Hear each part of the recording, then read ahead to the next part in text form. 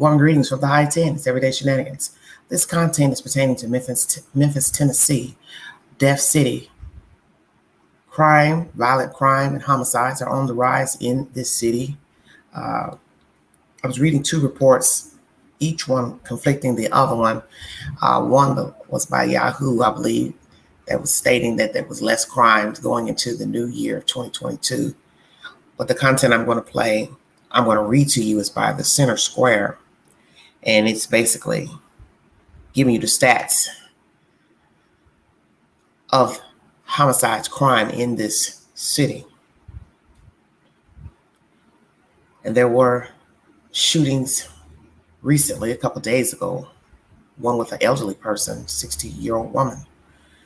I will be playing audio pertaining to different crimes that have transpired in the past couple weeks in Memphis, Tennessee. All audio is posted to my community board. Thank you for joining me. If you'd like to donate to this great network, $ Big Angie, 129 Cash App. First source is by the Center Square. This was uploaded July 28, 2022. Memphis, Nashville rank among top cities with increased homicide rates. Memphis was 11th and Nashville was 21st in the new report on the cities with the highest increases in homicide rates. The Wallet Hub report stated that homicide rates have risen by an average of 18% in 50 of the most populated U.S. cities between Q2 2020 and Q2 2022 and are still rising. The report compares the top 50 cities in the U.S. and ranks the per capita homicide rate in each in the second quarter of 2022, comparing that to similar data in 21 and 20. New Orleans, Baltimore, and Louisville top the list, while Lincoln and Omaha, Nebraska, and Tucson, Arizona were at the bottom of the list. Homicide spikes will likely be taken as evidence that we need more policing by the conservative right, whereas the left may use that as evidence policing is ineffective, said Michael Rock, associate professor of sociology at Bates College. It will be important to rely on the data to show just how and where policing reduces violence. The answer, in my view, is not more policing, but better policing. And I do think it is important to replace slogans based on anecdotes with empirical evidence about what the police do or do not do. The report showed that Democrat-led cities had a higher increase in homicide rate than Republican-led cities based on the mayor's political affiliation. Memphis ranked 6th in the second quarter of 2022 with a homicide rate of 9.99, while Nashville was 20th at 4.2. Second quarter this year, Memphis ranked number 6 at 9.99, and Nashville slightly behind at 4.2, 20th on the scale. Memphis ranked number 6 with crime. Just a few hours away is Nashville, Tennessee, ranking at 20. Pretty bad. I've heard that mentioned before about crime is affiliated with Democrat politicians, mayors in the city. But in the end, it is a choice to go out here and commit crime. I don't think it's going to really matter. Many people in Metropolis, they vote Democrat. Everyone knows this. They vote Democrat. So what does the vote have to do with the crime? Because that's what I'm going to dissect in this content. Why are people committing violent crimes, homicides? Mental illness, wanting to be seen, gang violence, wanting to be a part of something, retaliation, revenge, jealousy, envy, passion, obsession, or just plain evil.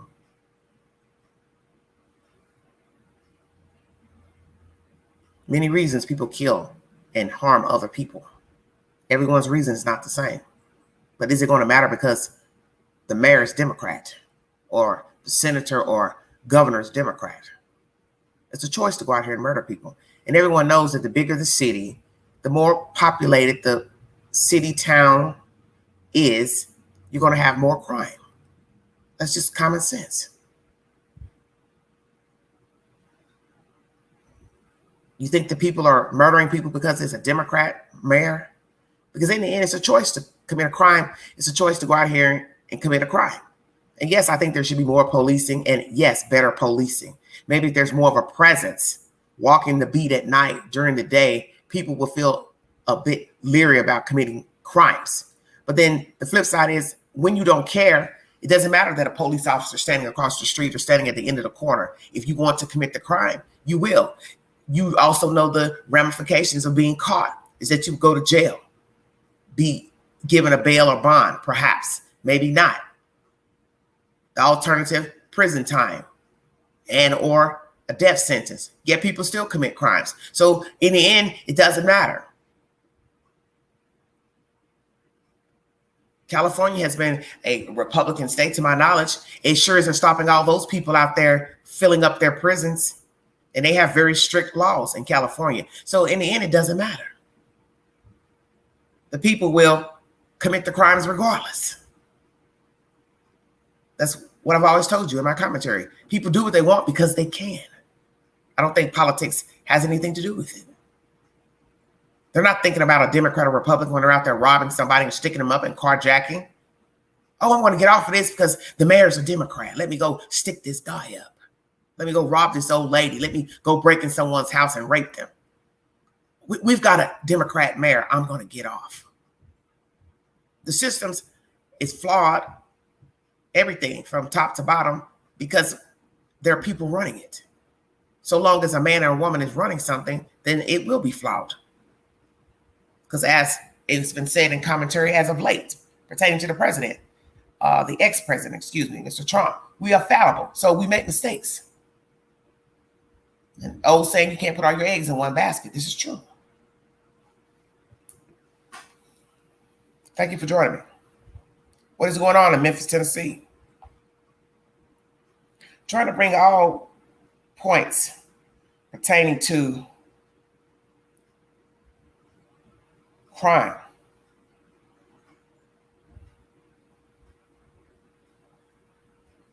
Let's see what Fox has to say.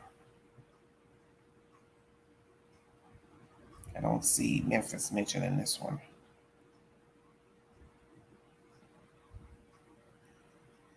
Okay.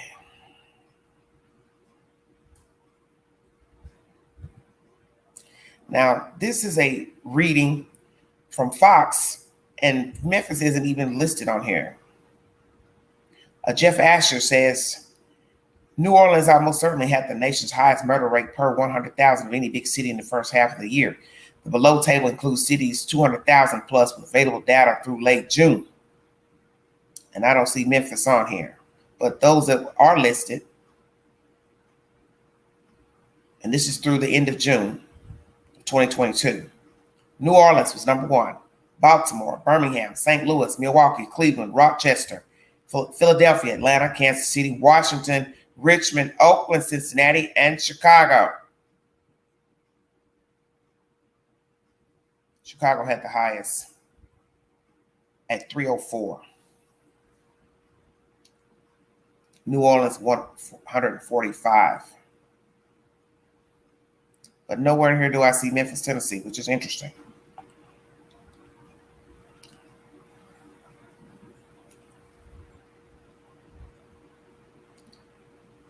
Let's see.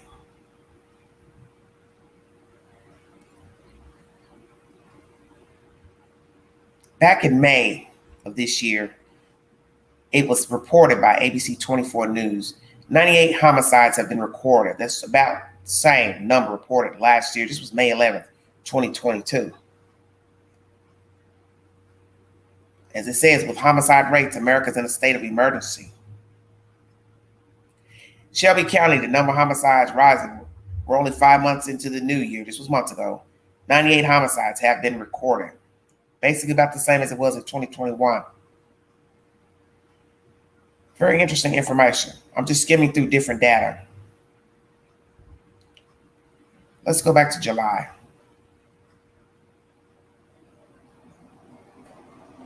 Well, new tonight, for the past couple of years, the city of Memphis has unfortunately seen an increase in murders. Now, last year, the city set a record with 346 homicides, topping the year before. But as we told you earlier, MPD said that those numbers are a little bit different this year. Fox 13's Dominic Dillon is joining us live from the Memphis Police Department. Dominic, so are we on pace to set another record? Darcy, time will tell, but so far this year, the department tells us we're seeing fewer homicides than we saw last year. We're always going to seek to try to solve every case that comes our way. The goal is 100%. Memphis police homicide detectives face a hefty lift day after day.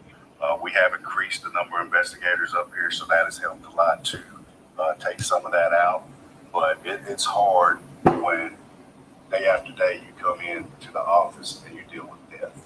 So far this year, detectives have investigated 163 homicides.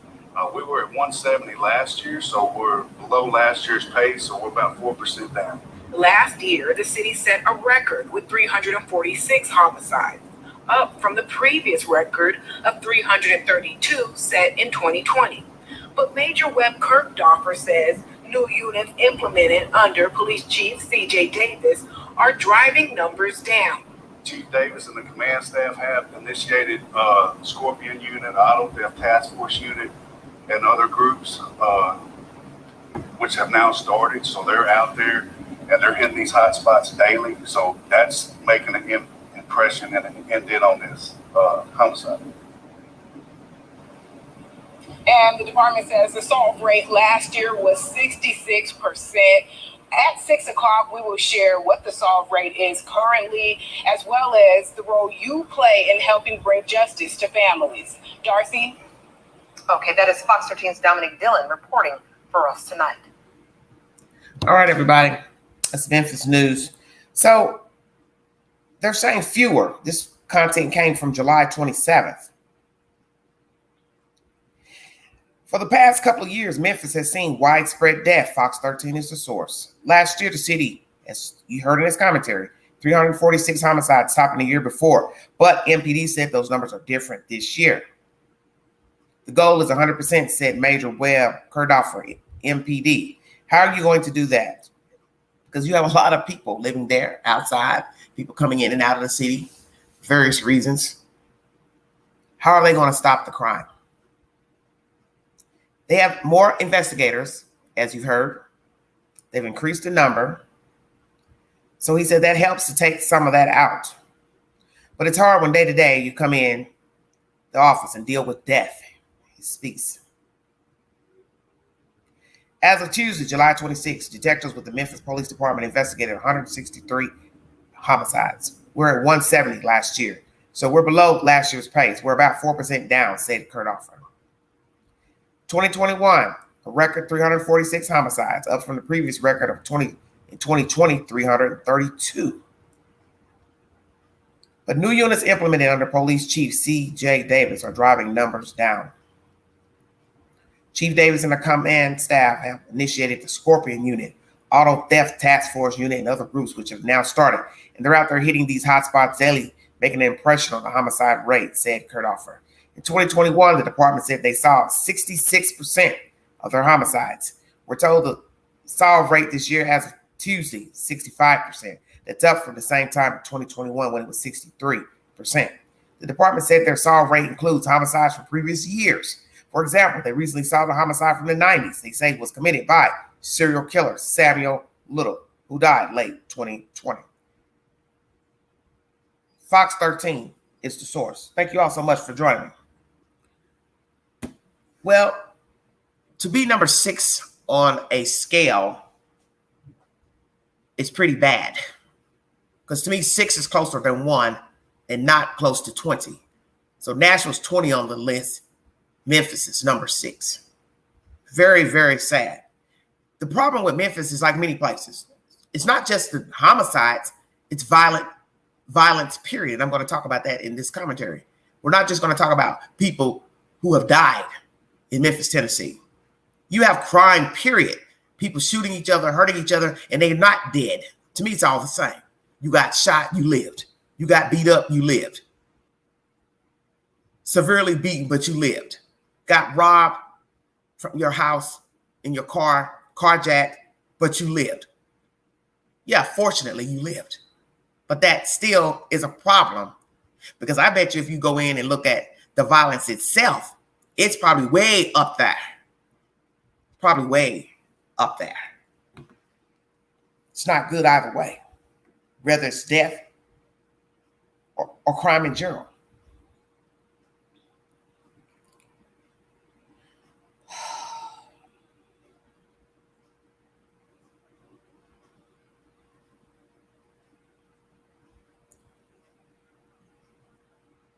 This was uploaded 4 days ago pertaining to Memphis, Tennessee. 60-year-old woman among 3 people killed in overnight shootings in Memphis. 60-year-old woman among 3 people killed in separate shootings on Saturday night and Sunday morning. The Memphis Police Department reported the situation illustrates the city's ongoing struggle with gun violence. The death of the woman, later identified as Whitehaven community leader and activist Siobhan Nelson, was discovered shortly after 11 p.m. Saturday when officers responded to a shooting in the 5100 block of Yale Road in Raleigh. The police department said in social media posts, officers found the victim with multiple gunshot wounds. Multiple callers advised 911 that the suspect fled the scene in a newer model black Infiniti sedan, the police department said in a Facebook post. The police department released photos of a woman the department described as a person of interest in the shooting and asked anyone information, 901-528-2274. In the said photograph, you will see a black female, a little heavy set with braids. Looks like she has on slippers, slide-in shoes with socks. Now, please tell me the shooter didn't go to the crime scene murdering somebody in damn slides. Possibly so. How sad is that? The shooting site is about a quarter mile from Craigmont Middle School. Another homicide was reported just after 9, 2800 block of Chelsea Avenue in North Memphis. A vehicle struck a train and the driver was pronounced dead. The police department posted on Twitter. The investigation revealed the driver was shot before the crash. The victim was a 43-year-old man. The MPD person officer Teresa Carlson wrote in an email. They're asking for your tips. Then at 1:16 a.m. Sunday, police responded to another shooting, 4500 block Mill Branch Road in Whitehaven, where a 29-year-old man was pronounced dead. At the scene, the police said the suspects were male, once in the orange and black hoodie and another in a gray hoodie. Memphis set a grim record. 2021, once again, 346 killings, breaking the record set in 2020. As of Sunday, the City of Memphis data website listed 169 homicides in 2022 so far. It wasn't clear if this number included the most recent homicides. Now, mind you, this content is uploaded August 15th, just a few days ago. So much has probably changed since when the article was written versus today, which is several days later. Let's get into content pertaining to Memphis, Tennessee. All audio is posted to my community board. Thank you so much for joining me. And thank you all for the kind words pertaining to Miss Mary, the passing of my friend, Miss Mary. God bless all of you. Thank you so much. I appreciate it. Okay, we're going back in the book.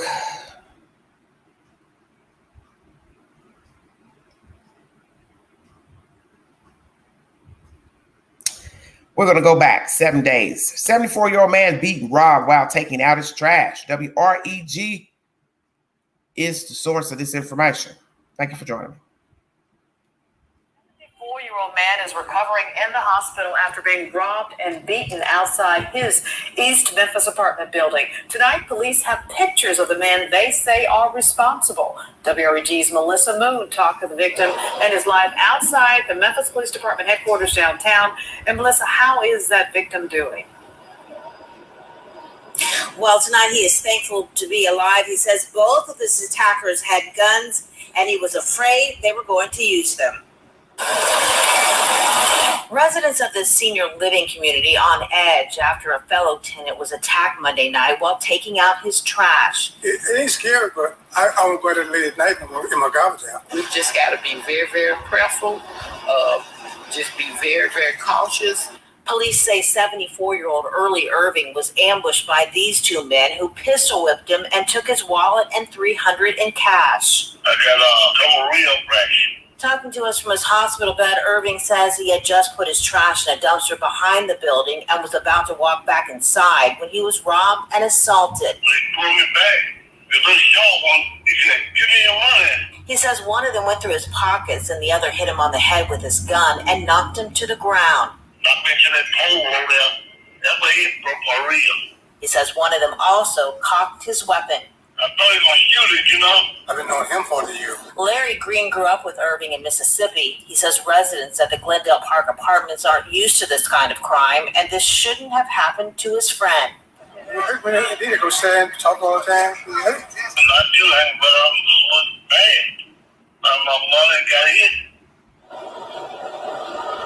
Now, for a closer look at the suspects, just log on to WREG.com and click on this story. Police here are urging you to call Crime Stoppers at 528-CASH if you recognize them. In downtown Memphis, Melissa Moon, WREG, News Channel 3. This flashlight. All right. 74-year-old male. The building that they are living in is a skybox. It's a high rise, obviously, for the elderly and handicapped. So obviously these people were lurking. The surveillance shows two black males. What are you all doing hanging around an elderly complex? You thought he would be what? Carrying his wallet to the trash can. He's out there delivering his trash at night. 9 times out of 10, he's just going down there in regular street clothes with just his keys in his pocket, not his wallet, debit card, or cash. See, this just goes to show you how ignorant people are. They don't care anything about you.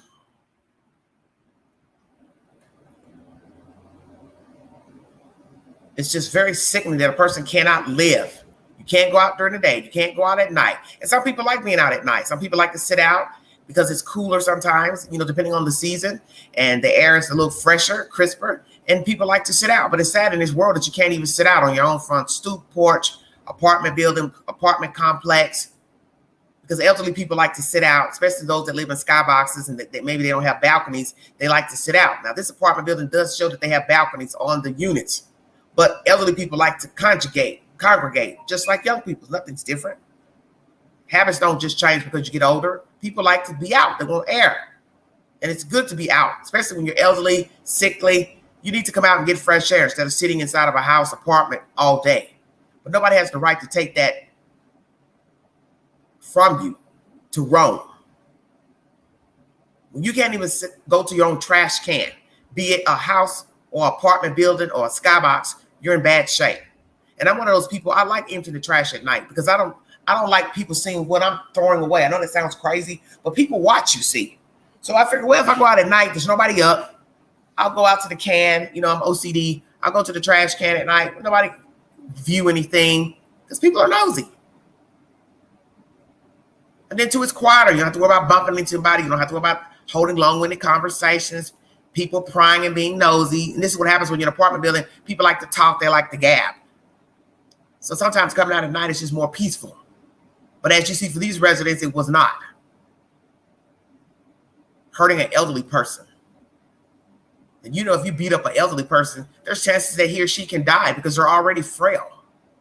And 9 times out of 10, they have health problems. It's just ridiculous to me.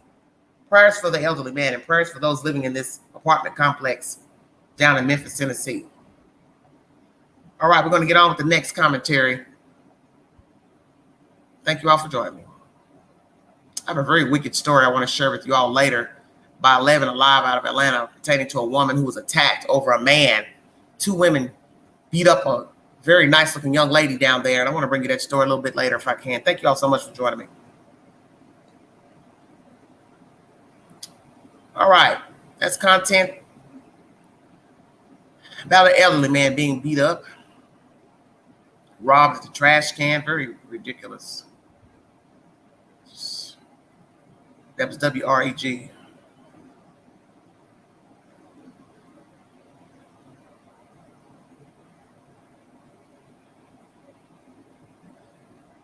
And I meant to tell you all about the Memphis Light and Gas Water. One of their employees was killed 6 days ago. Killed on the job. Let's see what that's about. I don't think that's a murder, but we'll play it anyway. 97% of people still sorry about that. Let's see what they got to say. Lineman killed on the job this afternoon. It happened while he was working inside a subdivision under construction in Millington. Hello, I'm Stephanie Skurlock. Greg is off tonight. WREG's Melissa Moon joins us live from outside MLGW headquarters downtown with more on this accident. Melissa, what is MLGW? This was an accident tonight. Good evening. Well, right now, MLGW is only saying that Michael Nallen was injured, fatally injured on a job site. We talked to a construction crew who was in the same area when it happened. Some scary moments for workers at this construction site. Oh, yeah. I stopped what I was doing. I think my heart stopped a little bit. Ty Posa was doing some plumbing work inside the new Barrett Oak subdivision when he saw sparks coming from a utility pole where an MLGW crew was working. Right over there by the new home sign is a big spark, big bright light. He says after that he heard a loud boom and saw a lineman identified as Michael Nallen standing next to this transformer fall to the ground. The guy that was right next to him called his workers and said they need 911 as soon as possible. Posa says 5 minutes later, police and an ambulance showed up. He says it appears Nallen was working on a primary line when the accident happened. MLGW says the incident is still under investigation. I figured something exploded and wasn't a good sign. Posa says it's the first time he's ever seen anything like this at a job site and had no idea Nallen had been killed. I hate to hear that. Nallen had been with MLGW since 2004. MLGW says since 1941, 37 people have died on the job.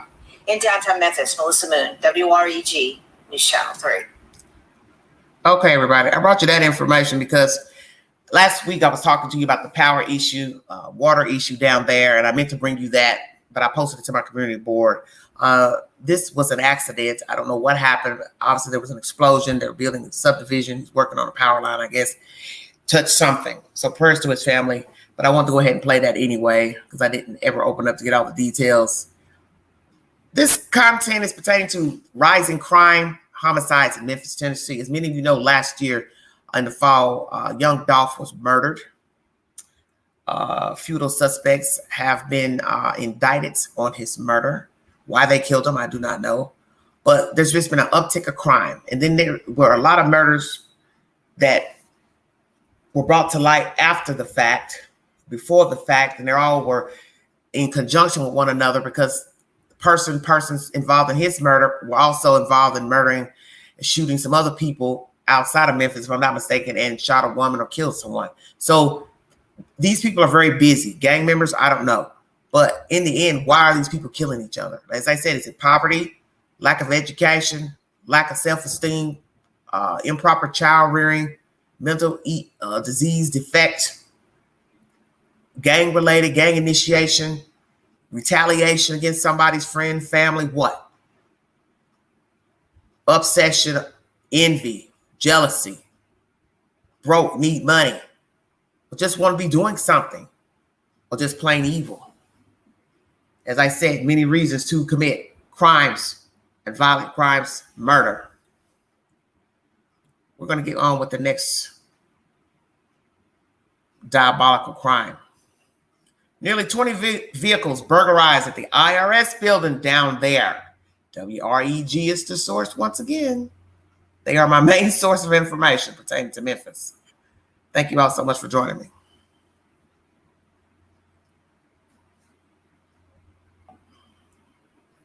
On high alert after several cars were burglarized outside an IRS building in Memphis. WREG's Jordan James joins us live with more on the investigation. And Jordan, I understand this was a brazen crime. Yes, Stephanie, that is absolutely right, considering security is very tight at the facility, leaving many to call into question their sense of safety. Like many businesses across Memphis, no location is immune to crime, and that includes the Internal Revenue Service Center off Getwell Road.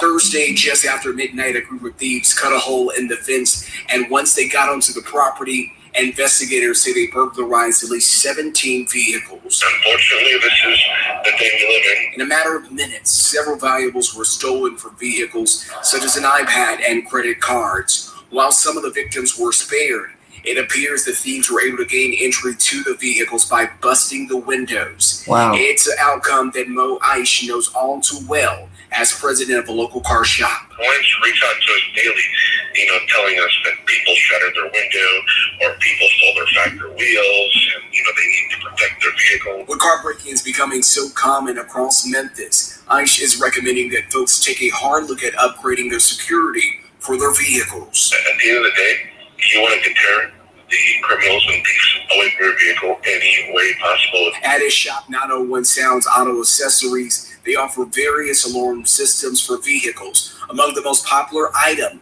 digital sensors which can detect motion, along with if your glass is shattered, trunk opened, or tires shifted.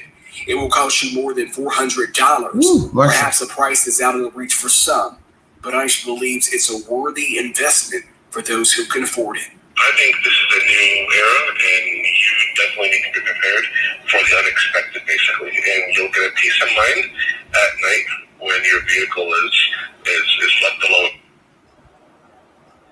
Surveillance footage did capture the thieves in action. They're described as three men seen riding in an SUV. I did reach out to the IRS for comment, but never heard back. Reporting here live downtown, Jordan James, WREG, News Channel 3. Quick action from WREG's source. Why would anyone leave valuables in their car? This is what people need to understand. You have been warned by experts 1,000 times over. Stop leaving stuff in your car.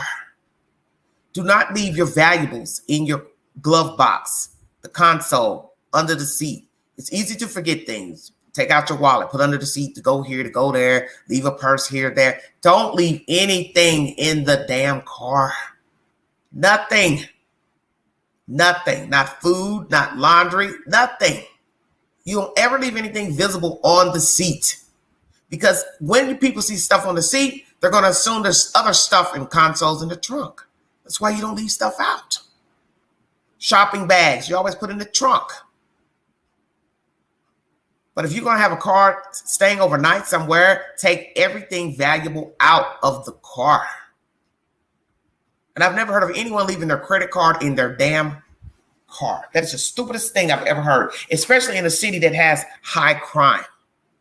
Why in God's name would you leave your credit card in your car? So were these people working at the IRS late night? I'm confused because I just assumed this was a, 8 to 7 job at least, 8 to 5.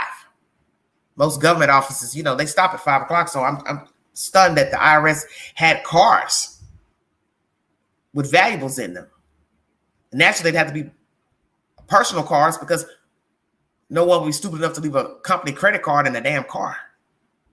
This makes no sense to me. Do not leave items on your seat, in the floorboards. When you go shopping, put everything in the trunk. When you get home, remove everything out of the trunk. Close the trunk properly.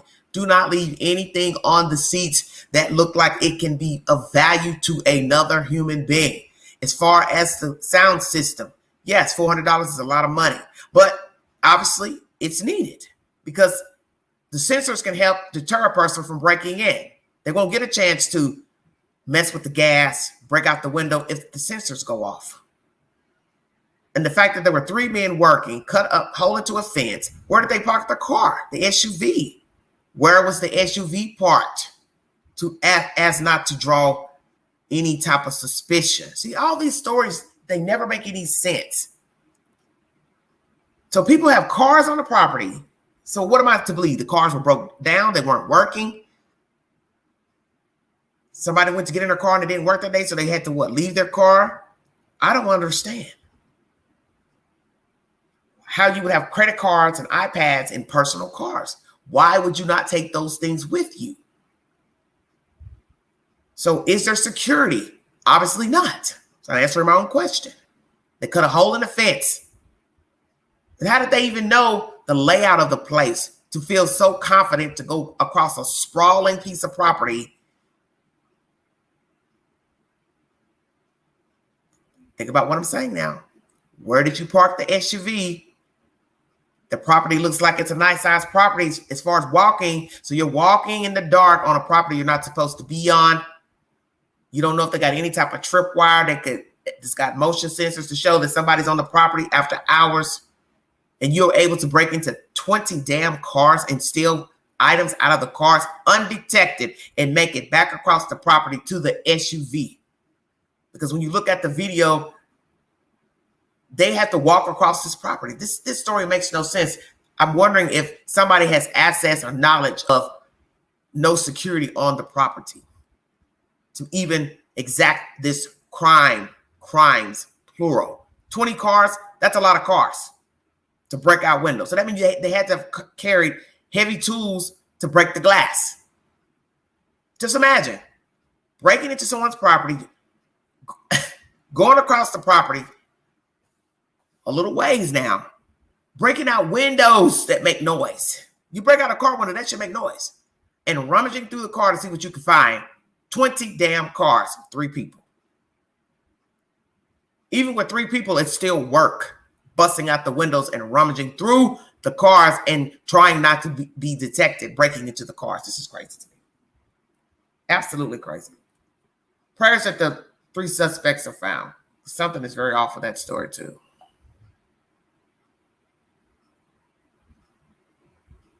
Here's something that just uploaded in the queue. Security guards' quick actions lead to 5 arrests. Stolen car found 16 hours ago. Let's see what they're talking about. From security officers at an apartment complex led to the recovery of a stolen car and landed several suspected car thieves in jail. WRHG's Priya Jones joins us now live after speaking with the head of security at that Memphis apartment complex. And Priya, it seems like they shut down this crime spree. Yeah, Greg, this all went down at the Highland Meadows Apartments when security says they spotted suspicious activity. Their faces are seen clearly in the mugshots, but Memphis police say these 3 people and 2 other juveniles were wearing ski masks early Tuesday morning at the Highland Meadows Apartments in the airport area. Memphis police responded to the scene after security officers at the complex say the suspects were trespassing, acting suspicious, and driving erratically in a stolen red Hyundai. First starting off slow, then speeding up, and then they parked. The way they parked looked suspicious. Rodney Williams leads security at the complex. As we approached the car to ask them, hey, are y'all okay? That's when they initially started taking off running. Once they started taking off running, that's when I assumed they was there for up to no good. At the time, Williams says the driver, Keontae Dickens, was walking around looking in breezeways. Minutes later, with the help of 3 other officers, he says all 5 suspects were handcuffed and detained. We pretty in shape, so don't let it get far. It boils down to a team effort. Myself and other guys that are properly trained. And it comes down to training and teamwork. According to the arrest affidavit, Dickens told officers he bought the car valued at $15,000 earlier that day for $500 on Facebook Marketplace. But police say the car had been reported stolen outside a home on the edge of Midtown just 3 days earlier. Residents say the 30 days action is a relief. Very thankful, because I know telling what that could have cost me. Let's read off the names of the suspects. You hear in this commentary that there's only 3 in this audio on the screen. Keontae Dickens, Keontae. When you see the spelling of the name, you might think it's a female's name, but it is an African-American male. Keontae Dickens, male.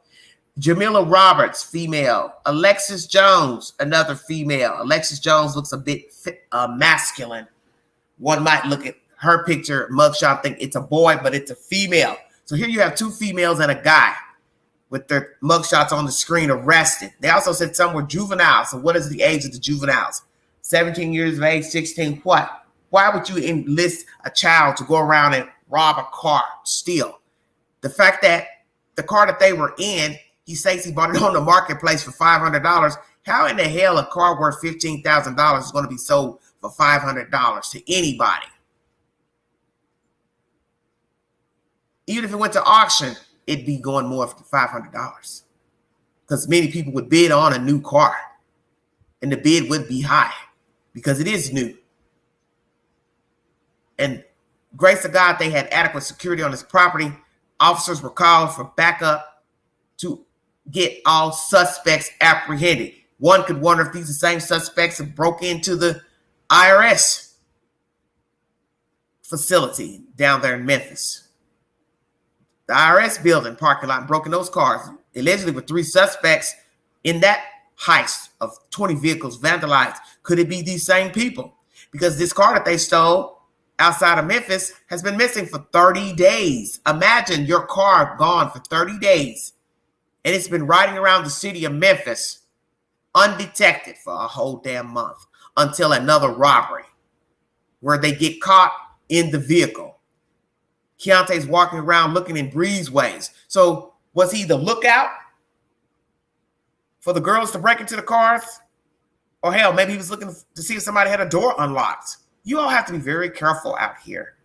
In your house, in your apartment, your condos, you can't leave doors unlocked. It's easy to, go outside and go check on something, but you don't know people who are walking around the building. You don't know the company of the people that live in your building. People, their company are just as ruthless as the people who live in apartments and houses.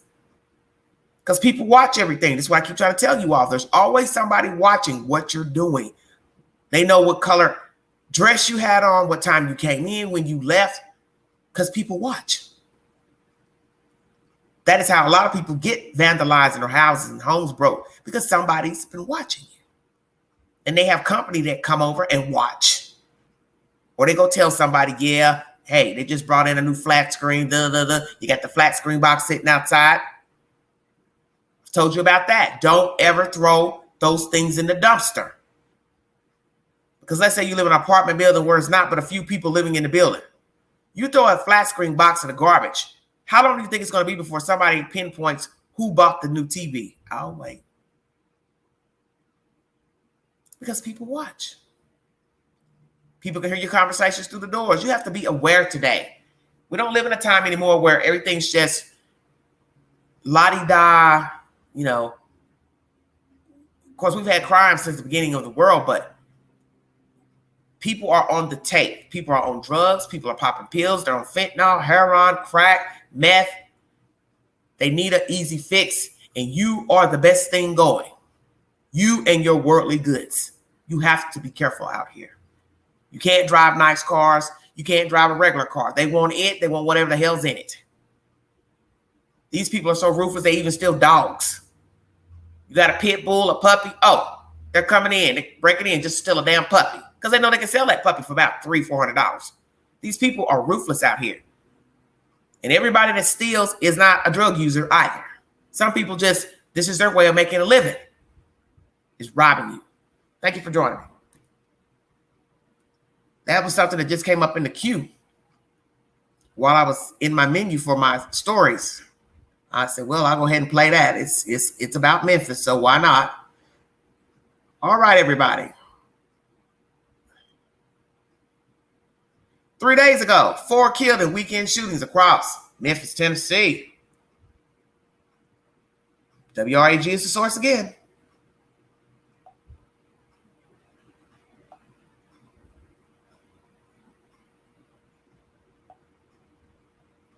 Only investigation keeping detectives busy this weekend in Memphis. Tonight, at least 4 people are dead after multiple shootings this weekend in the city, leaving a number of families in mourning. WRAG's Jordan James is live tonight after looking into these cases. Jordan, what have you found out? Hey, Shay, Memphis is on pace to possibly surpass last year's record number of homicides, and that is deeply disturbing to a lot of people in the community tonight.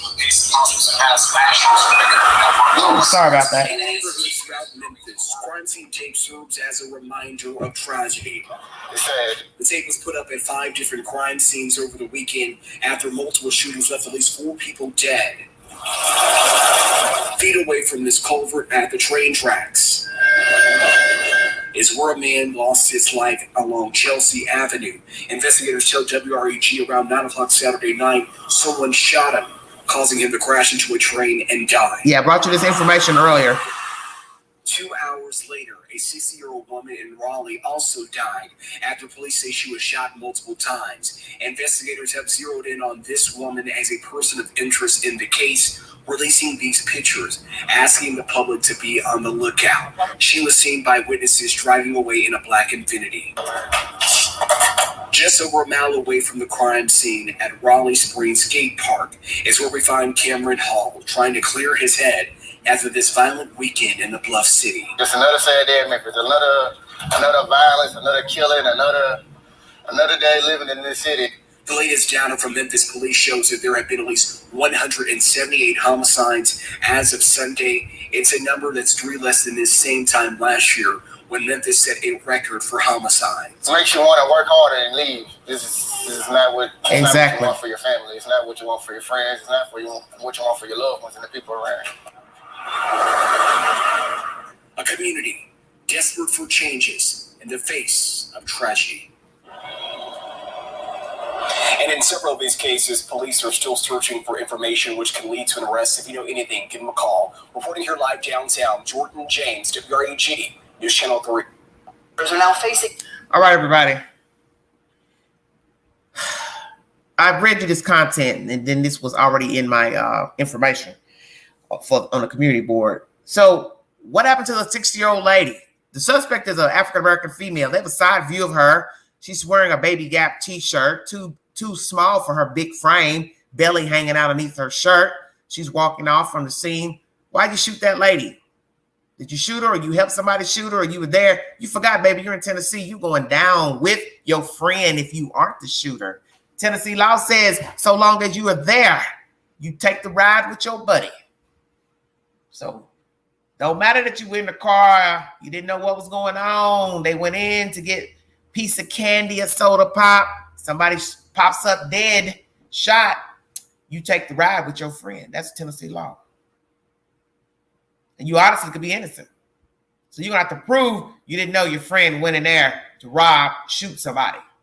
God forbid they die. Now it's a murder charge. This lady, was she checking cash? That's the video you see here in this content. What was she doing? Purchasing something, buying something? Does look like it was nighttime. So what was the lady doing? Cashing a check, sending money off? What? What was she doing? What was she purchasing to get shot? Man sitting at a railroad track, dead, crashed, had been shot. Thank God he didn't cross over into an oncoming train. But that wouldn't have mattered either, I guess, because would have died from the train. So I guess it wouldn't have mattered if he did crash into the train. He was already shot dead in the car. What is the hell going on with people? I do believe they said he died in that car, found dead in a car. This is some wicked stuff going on down in Memphis. Something is terribly wrong with all these deaths. All right, everybody. As you see, WREG is my source for all the stories I've brought you. Robberies, one after the other. 3 days ago, IRS building, cars vandalized, a man robbed going to a trash can at an elderly complex. What's the problem?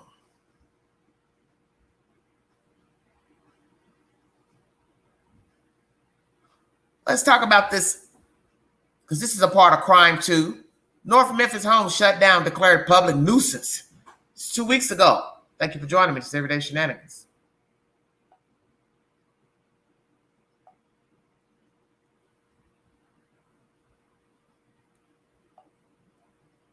Since a home is now boarded up, the doors, the windows, the whole works there after police say they have received more than 50 calls about this house in a 2-year span for all kinds of illegal activity. WREG's Shay Arthur shows us what investigators are talking about. Closed by order of the Environmental Court and the District Attorney. These signs now cover this North Memphis home off National Street, as boards cover the windows of the home. The yard littered with debris, spilling out to the roadway. But police say this home did more than serve as an eyesore to the surrounding neighborhood. What happened here, terrorizing the community. Data from February 2020 to June 2022 shows NPD responded to 55 calls for service at the house. The calls related to disturbances, drugs, suspicious persons, fights, alarms, trespassing, suspicious vehicles, armed parties, 911 hang-up calls, theft, and domestic disturbances. When responding to those calls, officers arrested 3 people on drug charges. Also, throughout their investigation, detectives arrested a person who had possession of a handgun linked to a homicide. This year, organized crime unit detectives also conducted undercover surveillance at the house, reporting they saw illegal activity. Back out in the neighborhood today, we talked to multiple people who said they're aware of what went down at the home, but were too uncomfortable to speak about the issue. At one point, we were threatened, told if we didn't leave the street, we would be shot. Shay Arthur, WREG, News Channel 3. Yeah, so we left. Now, according to a judge, the home will be off limits until further notice. Okay, that's funny. He said, and so we left. I don't blame him. I would have left too. You're not going to harass me. I'm just doing my job. So here we go with the snitch rule. Nobody wants to go on camera to say anything naturally to fear of retaliation. A house has had so many phone calls to police, 911, altercations, blah, blah, blah. The house is now boarded up, eyesore, a bunch of junk in the front yard. Imagine being the person living next door. You can't say anything to them because you already know they got all kind of riffraff coming in and out. They may throw a cocktail in the window, blow your damn house up. Break into your car, vandalize your car. So you have to think about things like that when you start telling things on your neighbors. Oh, yeah, I know he did it. She did it. Let's go mess with him. Can't go in and out your house or apartment. They're going to be saying stuff, cursing you out, flashing your nude, just doing all type of crazy stuff. And as you see, somebody was telling the news people to get off the street. How are you going to tell the news people they can't film the story? That's their job. But this is what happens when people want to be big and bad and try to intimidate people. You're not even a taxpayer. You're not a homeowner. And 9 times out of 10, the people who were telling the news people to get on somewhere, they're people that don't even live in the house, on the street. They're just people that's hanging around there, probably posting up, selling drugs, hanging out. They don't even live there. They don't pay taxes. They're not a deed owner. That's what happens in major cities like Chicago, New York. Intimidation. They don't even live in the place. They're just hanging there. What you doing here? No, what you doing here? You don't pay no damn bills. So what are you doing here? What are you doing hanging on this street corner? What are you doing hanging on this stoop? Who's the fool that's allowing you to hang on their stoop to sell drugs and take pictures on Facebook with heavy artilleries and AR-15s? Where is your damn job? That's what somebody should be asking these wannabe thugs. Where is your job? Where's the receipt to that AR-15? Bazooka or whatever the hell you carrying? Posting pictures of guns. Where's the receipt? Where is the license to carry? Yeah, Queen gonna keep it real. That's not cute. Don't even get me started on that. Posting pictures of heavy artillery. Why would you post a picture of yourself with a gun? 9 times out of 10, it's stolen. You walk around with a stolen gun that's linked to God knows how many murders. And you posting pictures of it because you're an idiot. A damn idiot.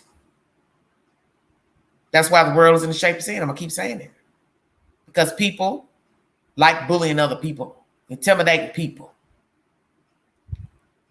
I don't take well to intimidation. I've let it be known everywhere I've lived. You need not come to me trying to tell me nothing about what I should see and hear and what I have a comment about. Anything that violates Queen's peripheral space, peace of mind, I'm going to say something when I get ready.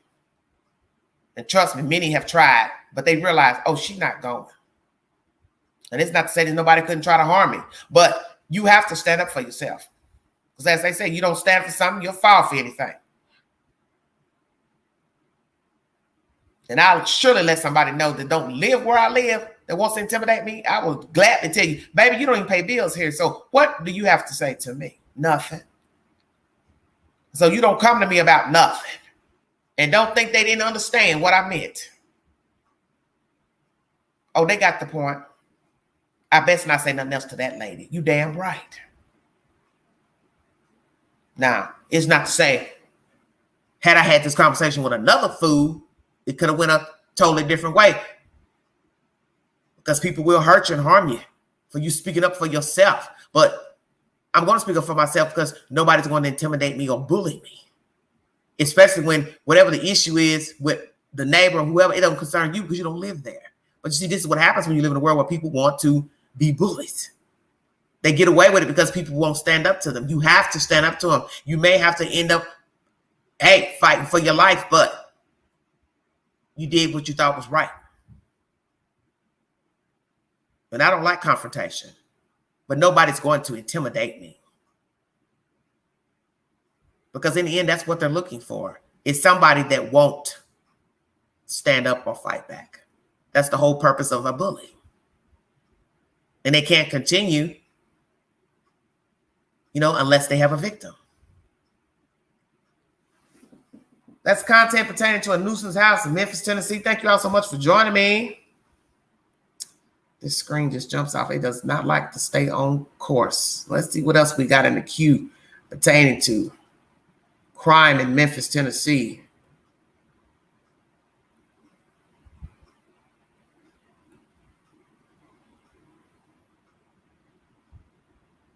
Six days ago, somebody decided to take the car to the shop, but somebody said, we want that car. Another Memphis story. Thank you for joining me. WREG is the source, everybody. I'm good, Small Fries. Thanks for asking. Thank you all so much for joining me.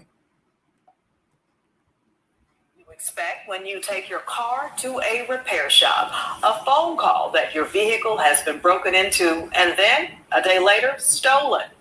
It's what one Memphis woman at least expected, but as WREG's April Thompson reports, what surprised her even more is what she says the repair shop refused to do about it. How you allow my vehicle to get stolen off your property? Alicia Banks is furious. She's without her 2014 Jeep Grand Cherokee after she says she took it to Christian Brothers Automotive on Sonic Drive in Southeast Memphis. And I took it there for them to kind of do the service work, check the air conditioner, as well as check and see if the transmission needed to be worked on or replaced. Banks calls it routine maintenance, but what happened next was nothing routine. After dropping her car off June 16th, she went to pick it up a week later and got the bad news. They said, Miss Banks, my apologies, your vehicle has been vandalized. Banks says workers took her outside. They just said someone came on property and vandalized multiple vehicles on their property. She filed a police report saying her rear passenger side window glass was shattered and items were stolen from inside her vehicle. Police said there was video surveillance and officers observed several other vehicles that appeared to have been broken into. Banks says her car's security system apparently engaged and locked up, keeping the thieves from stealing it, but made the car inoperable. They said that they would get the vehicle back operable as well as replace the window in it, and they would put it in the bay until they got the window and they was able to do that. But that was just the start. Days later, she thought her car was ready for pickup when Christian Brothers called again. They called me back and said, we have bad news for you. Your vehicle was stolen off our property. I was stunned. I couldn't figure out how did we go from, okay, the window was broken to the entire vehicle is gone. She says the repair shop's response shocked her even more. He said to me, well, if your vehicle was stolen off Kroger lot, you shouldn't expect anything. You shouldn't be upset with us about the crime in Memphis. According to Felicia Banks, her car was parked here on the street in front of the repair shop and not even on the shop's parking lot.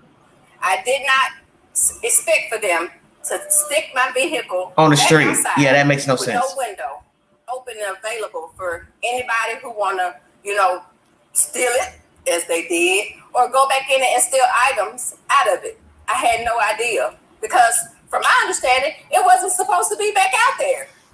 It was supposed to be in the on a lot. Police Yeah, say surveillance video shows two males with tools opening her driver's side door and driving away in her vehicle.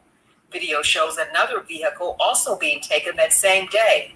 Now Felicia Banks is left without a car she still has to pay for, and an insurance deductible she feels she shouldn't have to pay. I would like for them to replace my vehicle. It was stolen in your possession. Yes, exactly. You all, and the Christian thing to do, because that's what your motto and that's what your statement that you put on your website is, to hold up to that. Customer service. We went to Christian Brothers Automotive on Sonic Drive to get a response about Felicia Banks' vehicle and others that have been vandalized or stolen while being repaired. You're from Channel 3 and you're trying to talk to your manager? Workers told us we would have to speak with the owner, who wasn't there, but he would call us. he never did. When we called them back, we were told the owner decided he's not going to make any comments about the case. For a frustrated Felicia Banks, that's not good enough. I have nothing. I don't, and it really hurts my feelings that they feel like they don't have to talk to me or explain to me exactly where do we go from here. April Thompson, WREG News Channel 3. Hopefully Ms. Banks gets some resolution soon. And we want to note there are several Christian Brothers automotive repair shops around town. Our report only concerned the one on Sonic Drive in Southeast Memphis. We also checked them out with the Better Business Bureau. While they have an A rating with the BBB, they have a 1-star customer review. I believe 1-star customer review. Several Christian Brothers. Well, are they all owned by the same person? Is this a chain of auto repair shops to where it could be privately owned by a civilian, or is the company owned by the same proprietor? Why are you all not wanting to speak about the issue? Why are you all not wanting to talk to this lady? You had no business reparking her car on the street. She didn't bring it to you on the street. And her car was vandalized time number 1 on the property. Then you take the car, fix it, and put it out on the street. No, you take it and put it out on the street with the window out. That doesn't even make any sense. Hell, you should have just took it and threw it in the damn dumpster. That's how you treated her valuables. And I hope she has decent insurance, because I know what it's like dealing with an insurance company about your car. They don't like to pay for anything. They don't want to pay for anything. You got to have full coverage. When I mean full coverage, you got to have full coverage for fire, flood, damage, hit and run, all of that. You cannot leave a stone unturned. You got to have window damage. That is separate. That is separate. For those who don't know, lots of things can happen to your car. You have to have specific coverage for your automobile in order to get the insurance to pay. And God forbid, if you were driving an older car, that is a great stipulation for them not to pay for it to be repaired because of the value of the car. They don't want to pay so much into something that's close to the value of the car.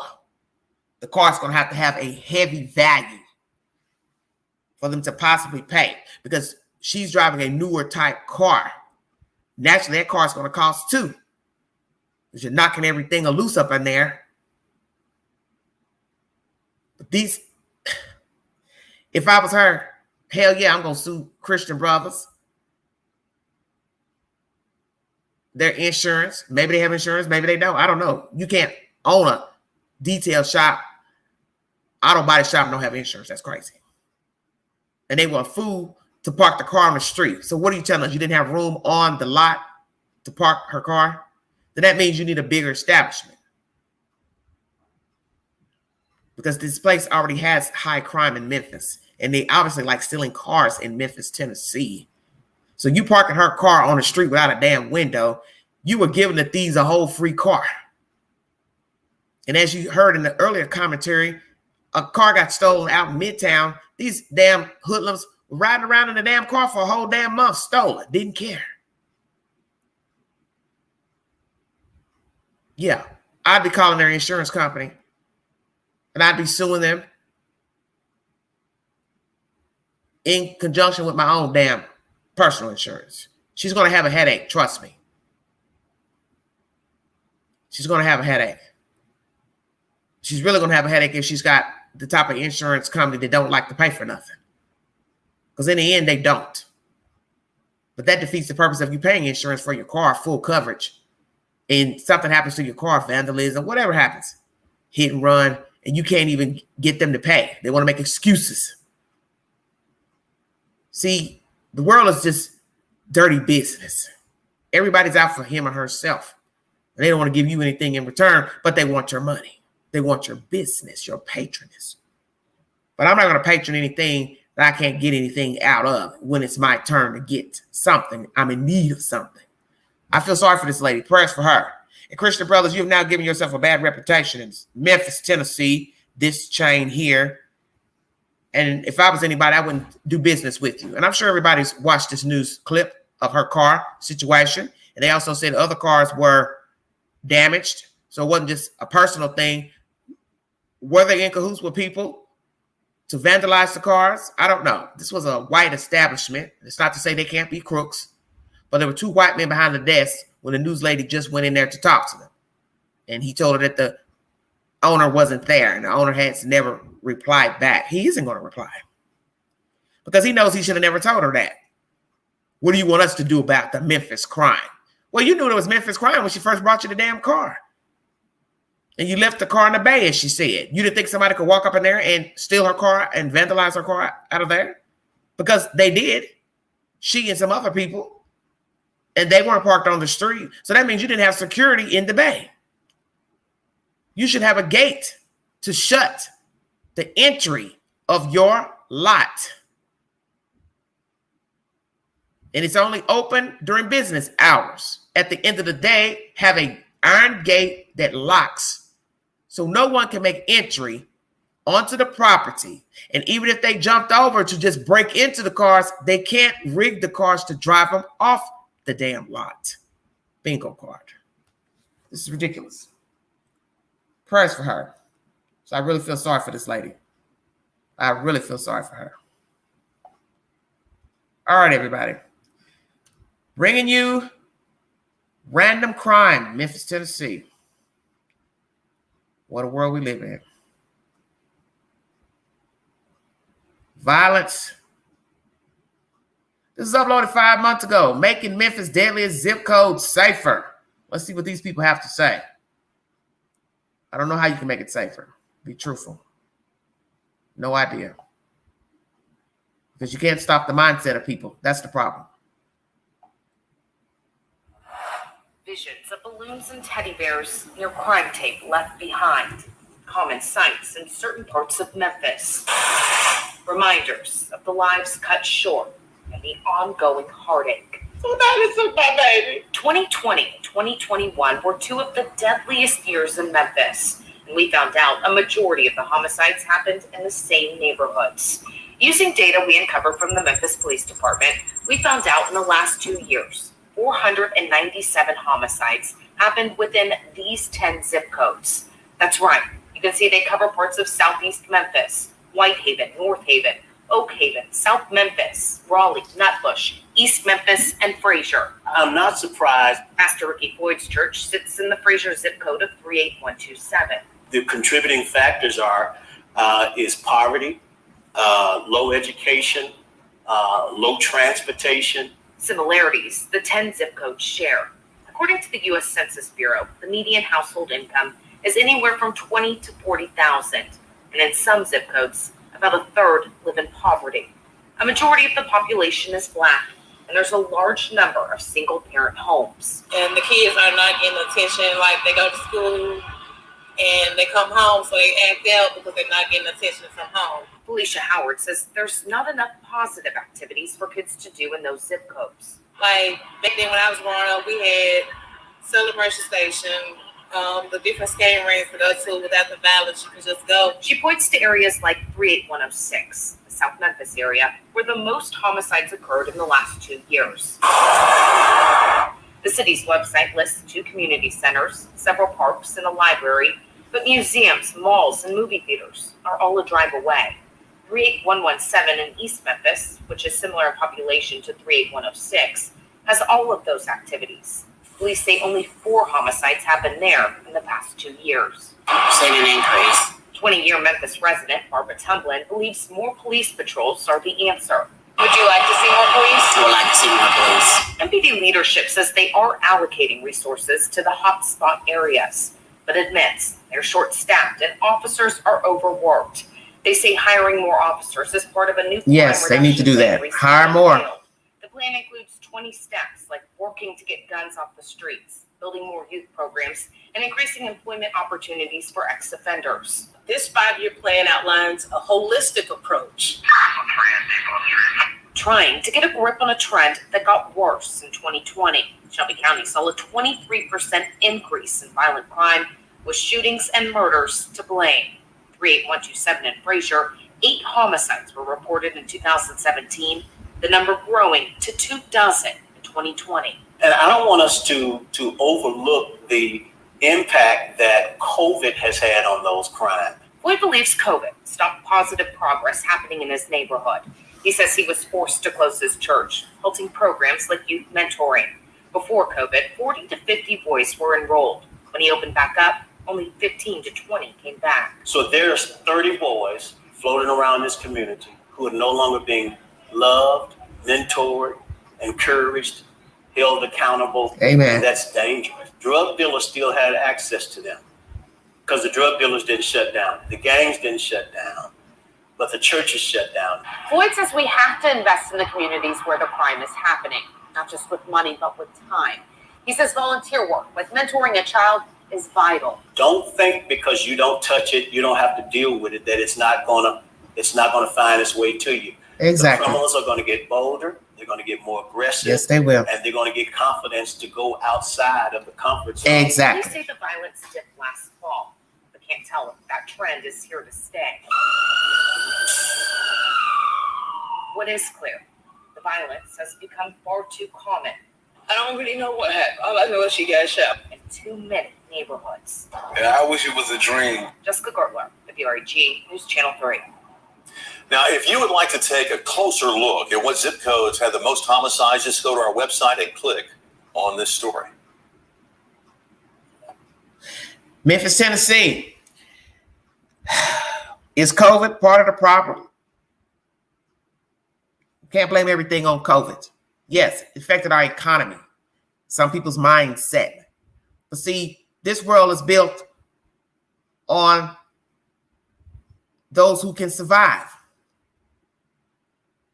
Survival of the fittest. You got to have a strong mind to deal with this type of world we're in, the type of mindsets we're dealing with. Everybody's walking around with a different mindset, mentality. There are people who are empty vessels. They have no empathy. They don't care about people. They don't care about themselves. So it doesn't mean anything that you got robbed yesterday or you got shot yesterday. Your mama got shot. What? So what? You have people who are like this. Narcissists. And they're not even gang members. They're not even thugs. You just have people who don't care. And like you said, it's going to affect you at some point. Going to hit your area code, your zip code, because I said that the other day. Crime has to move along. Can't stay in the hood forever. Because eventually the people in the hood progress and move out of the hood and move to better zip codes. Well, usually they take their little friends and cronies with them. Pookie, Ray, Bubba, their cousins, they come visiting. Ting! The crooks decide they want to go to a new place to go look for places to rob, stick up people, stay woke. And everything isn't drug related either. As I said, you do have people who con, manipulate, steal for a living, and they're not drug users. They just want the bag. Whatever the bag will fill. Shoe, purse, watch, flat screen, video console. You see where I'm going. Every thief ain't the same. Every crook ain't the same. People are thirsty. People are hungry. And I remember many moons ago, a white man said on TV when we were going through our recession back in 07, 08, he said, you're going to get more women committing crime when it's too hard for a person to work and get a job. You're going to see more women going to jail. Bingo card. He's right. I've already played you content with women as suspects in robberies in Memphis. Breaking into cars. What does a woman look like breaking into a car? Come on now. Stealing is one thing. But you're a female breaking into a car. You're a female shooting a 60-year-old woman for what?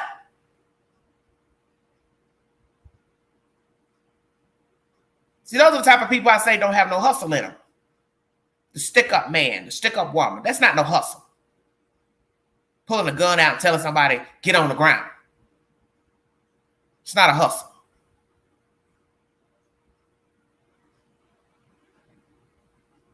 There's no hustle in pulling out a gun and telling somebody, give me all your money. Give me your car. It's not a hustle. And anything dealing with a gun and stealing of a car, carjacking, they got to give your ass the max. And I ain't talking about no 7-8 years either. The lowest should be about 15. That give you something to think about. You got to do 15, 20 max because you pulled a gun out and stole the vehicle. And whenever you make a person move from where they are, that's kidnapping. So that's 2 charges. Then the weapon, that's 3 charges. Come on with it, Queen. Bring it to them, because they ain't ready for that. Ain't no more 7 years, 10 years for carjacking. Oh, no. Give them about 18, 20 years. Give them time to think about it, because you still got several charges within the charge of the carjacking. So even in the end, 20 years ain't nothing when you divide the charges into 3. By 3, rather. Give them the max. You want to steal a car with a gun? Well, the gun is a charge. You don't have a license to carry. Kidnapping, you make the person get out of their car. 3, grand theft auto. We got 3 charges. Hell yeah, 20 years plus. God forbid the person fell out, had a heart attack, had a stroke. Attempted murder. Stay woke. Well, you're going to be in a cage. And some of these people, yes, they deserve to be in a cage. But see, I was thinking about my young cousin yesterday when I went to Mary's funeral. Her mom, we were sitting in the church waiting for the family to get back to the church so we could eat. And family member was Skyping with her daughter, video chat or whatever. She's in college down in Alabama. The one that I showed you on my community board that's in one of the crime shows. She's down in Alabama going to school. Amen. And I thought about her, young Black American female, pretty, talented, play sports, acting, got the whole world ahead of her, going to major in sports marketing. Hopefully one day she'll become an agent to a very famous sportsman, woman, man, and more.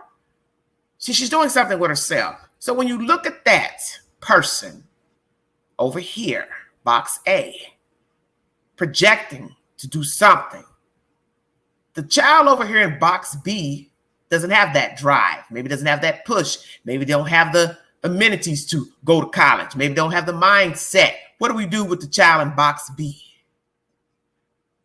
You mentor box B, irregardless. You push and drive the child in box B to do well and excel like the child in box A. No matter what.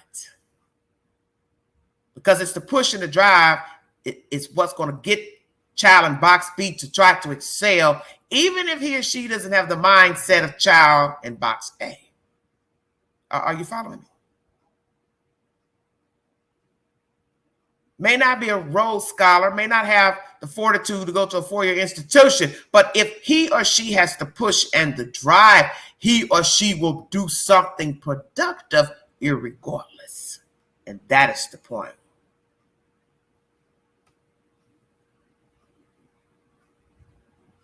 You got to be pushed to excel. You got to want to excel. See, it's a two-way street. Because everybody is not going to go to a 4-year institution because everybody doesn't have the mindset to go to school. So that's where your first problem is going to lie. Everybody does not have a scholastic mind. So therefore, he or she still needs someone in his corner, her corner, to push them to do something. And that's where all this crime is coming from.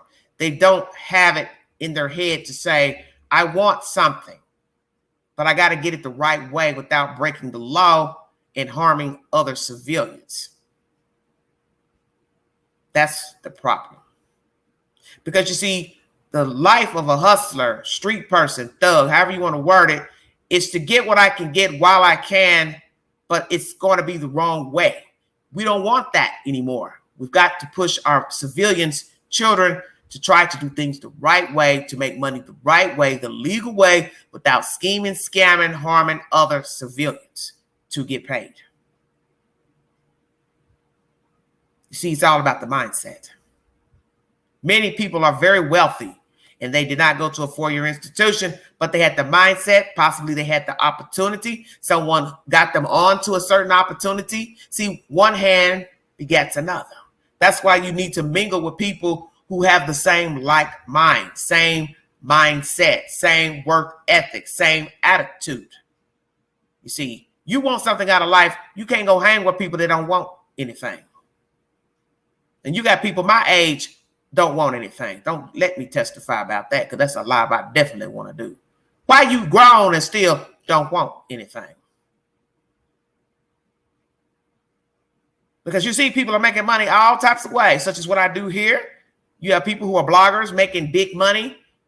You have actors, sportsmen, musicians, dancers, startup companies, mom and pop shops, chain restaurants. The list goes on and on.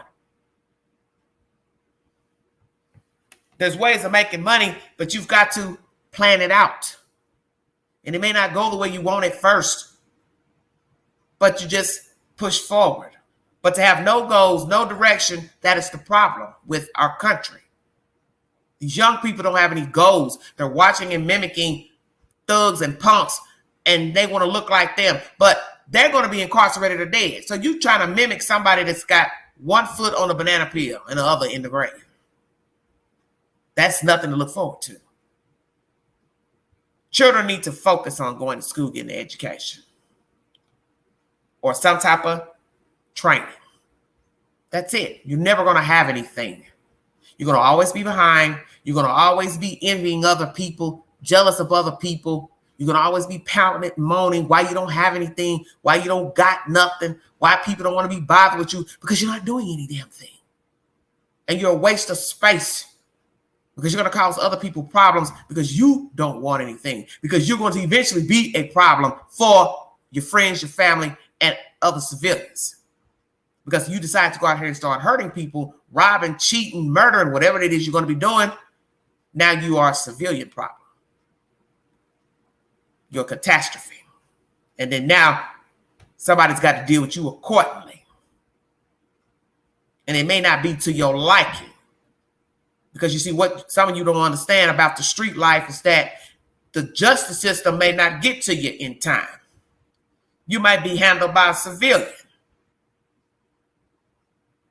And just as quick as you out here stealing and robbing, somebody else will put you down 6 feet under, the same way you intended for your victim. This is why you need to keep your eye on the prize and say to yourself, I'm worthy, I'm better than this. I don't need to be doing what these other people are doing, because they don't have any direction. They don't want anything, but I do. So I'm going to lay back, fall way, way back, and do me. And find a way out of this hole. Because see, you don't have to lay in this hole. And that's what young people need to understand. Older people too, because we got some old fools out here as well. They don't want nothing. And that's why we're sitting here talking about Memphis, Tennessee. These black folks have been afforded an opportunity to build a city up, and instead you've taken the city down. People have moved there from Detroit, Chicago, northern Mississippi, Arkansas, to better their lives, to get away from gang banging, being stuck up, robbed. And here you are, you in the South, in a small city, doing the same damn thing those people just moved from. And how many stories have you heard of people leaving Chicago to go to Atlanta to only be murdered? Who the hell leaves Chicago to be murdered in Atlanta? Murdered in Memphis? That's backwards. Murdered in Tennessee. That's what they left behind. You don't move somewhere else to get killed. Just like war-torn countries. Same thing. Leave South Africa, leave Iraq, leave Iran to only come to America 3 years later and be face down dead. You see, the world is scary. 6 degrees of separation. That's how small the world is. That one person can move a war-torn country, crime-ridden city, to only meet death at the next place, where the demographics are smaller, supposed to be safer, less crime. because it's going to go one or two ways. The devil was waiting on you when you got there because he knew you wanted better. Come on with it, Queen. And he said, no, I can't have that. So it's going to either be you're a random victim or you still had streetways and you took it down to the dirty South and met your maker. So you don't know what is in store for you. That's why you have to be aware of your surroundings. Choose your company wisely. You cannot trust people. Everybody's not your friend. And I teach this to young people specifically because younger people are more vulnerable and trusting people, wanting to belong, wanting to hang. But you don't know the company that you're keeping, you see. You have to be careful. And now, Memphis, Atlanta, Nashville is on the rise with crime, and people are just trying to live, trying to survive. But they can't because there's people out here that don't want anything. They don't have no drive. WRAG is my next source. No Snitching, the street code that's keeping Memphis homicides unsolved. Thank you for joining me. This is Everyday Shenanigans. I always say there's no snitch rule when it comes to children. Homicides remain unsolved in the same neighborhoods in Memphis, and many are wondering if maybe a street code is to blame. WRG investigator Jessica Gertler finds out why some people think people aren't talking, even in the most vicious crimes. April 17th, 2021. 15-year-old Jarvis Triplett is gunned down on his ATV near Mississippi and South Parkway. I don't know why they would want to do this to my child. And still, a year later, his mother has no answers. Despite the shooting happening on a well-traveled road on a clear Saturday evening, information is limited. According to this Crime Stoppers bulletin, the shooters were in a white car, but it's unclear who was inside. Police need more information, and until they can get it, it's just another crime that remains unsolved. You guys understand that shooting? Boom, boom, boom, boom, boom. This mother, too scared to show her face, says she woke up to drive-by shootings 3 times in 1 week on her Northeast Memphis block, injuring a man. I did send a message citywide to be on the lookout for any shooting victims at any of the hospitals that come in. And leaving multiple shell casings in the street. Stray bullets shattered her car window, went through her house, into her children's bedroom. These pictures were taken after the 3rd shooting on February 11th. This time, as we're hearing the gunfire, we can hear the choo-choo sound of our glass windows breaking. We run out of our room not knowing if our kids are hit or not, because like I said, we can hear the glass breaking.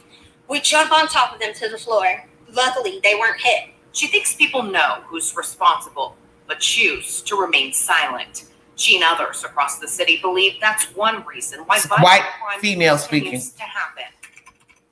It took WRG investigators months to uncover homicide data from 2017 through 2020 from the Memphis Police Department.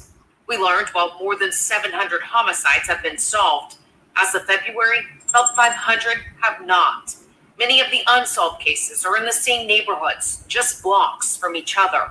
When we zoom into this area, that includes Orange Mound, Bethel Grove, and other neighborhoods, you can see multiple unsolved homicides within miles. We got to do better by one another. Activist Keith Leachman has been urging people to speak out against the violence in Orange Mound, where he believes a street code exists that encourages people to not cooperate with police due to fear of retaliation or not trusting law enforcement. Well, they got this thing about snitches get stitches, and a lot of people, if you see something, you should say something. We got to get rid of this no snitch policy. Ricky Floyd believes that street code also exists in Frazier, where he's a pastor.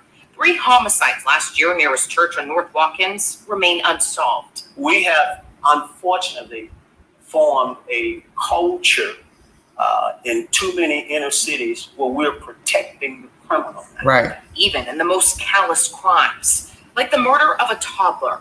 Layla Washington was fatally shot in a car on a busy road in Hickory Hill in 2017. Detectives made pleas for the public to come forward with information time and time again. You would think that a 2-year-old innocent child, with her entire life ahead of her, someone would be so outraged that the phones would be blowing up, especially through Crime Stoppers. And that simply has not been the case. It took 2 years for investigators to finally get the tip they needed to make an arrest. 2 years. So what do we do to get more people to speak up? Well, I think we just got to have better interaction between police and the citizens. Trust factor is a big issue. Memphis Police Major Webb Kirkdorfer says there are many reasons why crimes remain unsolved. Time of day, whether there's cameras, how many witnesses you did have, what those witnesses saw. But he believes those pockets of unsolved homicides you see on the map are a mere coincidence. Do you think that still exists, that street code? I'm not sure if there's a street code that exists that would prevent good citizens from coming forward and providing us information on any type of crime. I think the good law-abiding citizens in this city are not going by any code. I think if they have information, they will call and provide it to us. Memphis police adopted methods like Crime Stoppers to allow the public to report information. A good start, according to this U.S. Department of Justice report.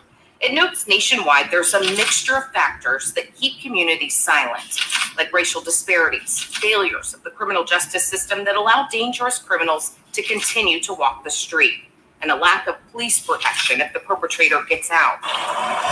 We don't know what tips, if any, have been provided to police in Triplett's murder or in the drive-by shootings on this mother's block. Until an arrest is made, the message is clear. If somebody knows anything, it's just disappointing that they wouldn't care enough about a child's life to say anything. Exactly. Justin Gertler, WREG News Channel 3. When you first met, what is keeping people silent? Is this true what this law official is saying in this commentary, that they're good citizens in Memphis and the snitch rule doesn't apply to them? You can't say that, because there are probably some good, decent people who won't talk, because many people will consider themselves a good, decent human, but they won't tell that they saw somebody get murdered or shot or house robbed or know that somebody stole goods. You hear people say it all the time. I ain't saying nothing. But if you ask them, are you a good human? They would say, yes, I am. Why won't you say you know something about a child being killed, a 2-year-old, a preteen, gunned down on a busy street? Was it mistaken identity for that young guy? Did somebody think he was in a gang? Did he look like somebody? You keep seeing all these crimes where people are mistaking people, killing people sitting in a car, going in the store. Oh, that looked like him. That's him. But then they found out, oh, no, that ain't him. Well, he's dead now because you snuffed him out, because he looked like that guy. He looked like the guy that drove the car and this and that. Damn, you don't even know your own target. You're willing to go to prison for life for killing somebody, and you don't even know if that's the person you allegedly got beef with. Did something to you, your mama, your sister, girlfriend, baby mama, homeboy. I thought you're supposed to do your research first. It looked like the car, but that's not good enough for a dead person. It's not good enough for somebody sucking on tubes in ICU. They don't even know they're in there. But their family knows. And they're sitting there praying that they've come through. Hey, what happened to your sister, your brother? I don't know. They don't bother nobody. So you're not looking at somebody in the ICU shot for no damn reason. And then the flip side is, even if they did something wrong, the detectives always say, well, we solved the crime regardless, even if he or she's a bad person. It's our job to solve the crime irregardless. Some people don't have that type of mindset, though. Well, they deserve it. They're out there doing wrong, and some of us feel that way. You asking for trouble when you out there seeking trouble. It will surely find you, and it will. But we're not supposed to have hatred in our hearts for mankind. But it's kind of hard not to when you're out here sticking people up, robbing people, breaking in houses, sexually assaulting people. I'm supposed to feel something for you if then somebody shoots you. Kind of hard. Kind of hard. I was in Memphis 17 years ago. First of summer, 05. And I was down there with a relative, and we were going to go to the mall. And her sister was in town and had a very fancy car. Had a Mercedes at that time. And she offered her car to her sister, which is my cousin. And so my cousin said, well, I don't think it's a good idea to take that car to the mall because they will carjack us if we take that car to the mall. And I was kind of stunned because you got to remember, this is 05 at the time. I said, what do you mean we can't take the car to the mall? She says, honey, I'm telling you, we drive that Mercedes to the mall, they're going to stick us up. And I thought about that. What kind of world were we living in to where a black person couldn't drive a Mercedes to the mall? Now, naturally, when we got to the mall, we were in another car. It was very ethnic. My people were in the building, let's just say. I don't even think I saw one white person when I was in that mall. I don't even know the name of the mall. But the point is, it's a metropolis. So if you're in an area where there's predominantly black people, then one would assume the mall will probably be predominantly black. It's just the way it is. But the fact that you can't drive a luxury car to the mall is pretty bad. Because when it gets to that point that one can't drive a certain type of car, what are you to do? Because as we have seen in the commentary I've played, they don't give a damn about what kind of car you got in Memphis as of 21, 22. So long as the car got four wheels, it is right for the taking. Come on with it, Queen. They don't specify in 2022. The car moves, it's got a steering wheel, we want it. That lets you know how sad the world has become. That these people don't care if you are working class, poor. I'm going to beat you up in the laundry room of your apartment complex. I'm going to go hang out at a complex where it's elderly and handicapped people and rob an old person, empty the trash. I'm going to steal your car from the auto shop where you're getting it worked on, vandalize it. We're going to break into cars at the IRS building. We're going to do what the hell we want to do because we can. This is ridiculous. Bringing you more content pertaining to Memphis, Tennessee. Because I had one other story I saw in my community board. I have a lot posted to my board if you need verification for anything that I've played in this live stream. I got content from a young guy. He's white, talking about them breaking into the cars of his apartment building.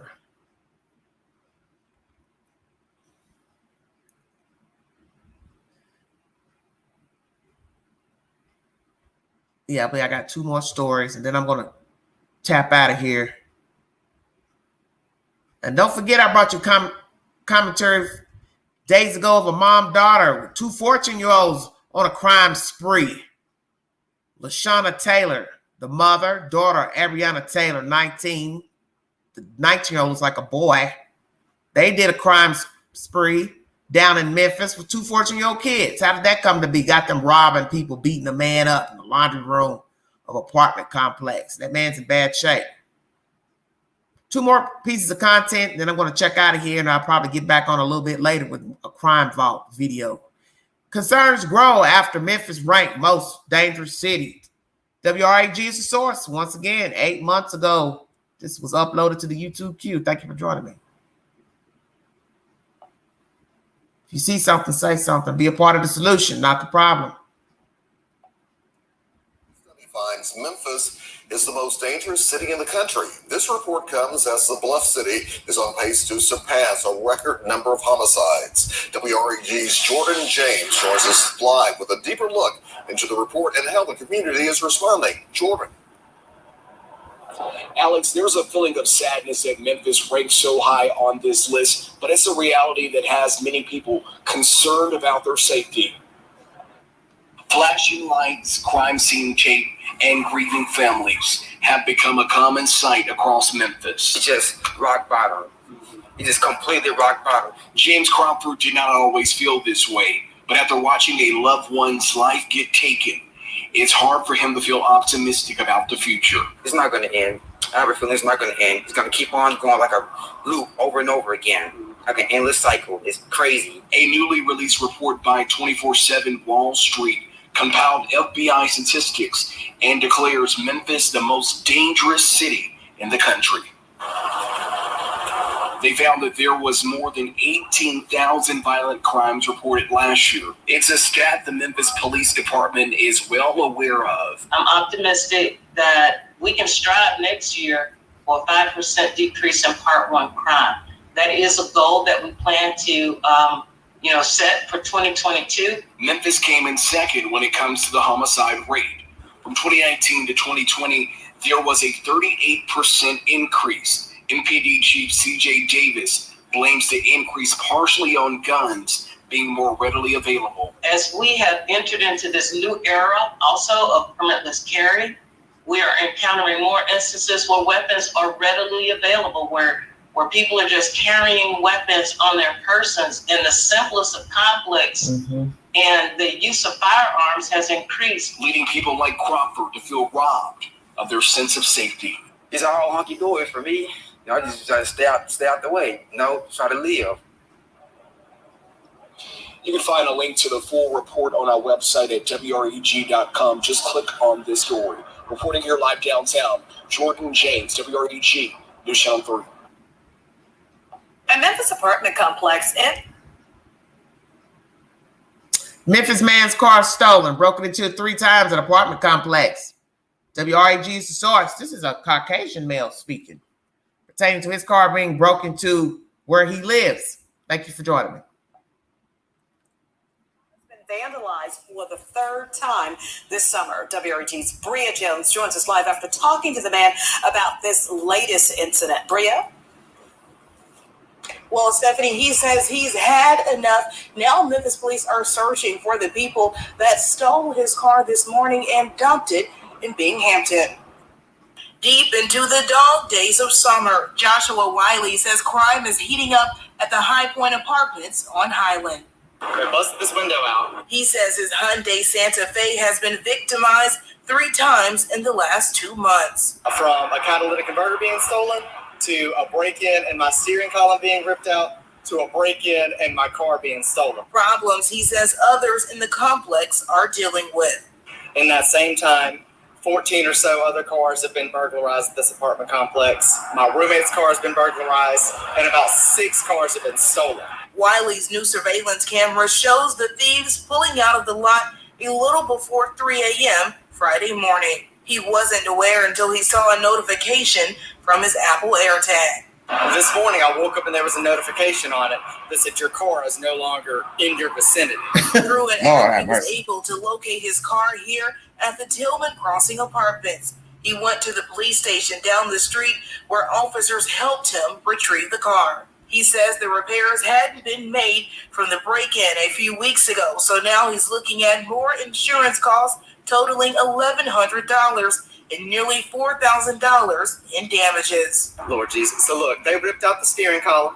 The window was busted out. Like I said, all the seats are reclined back.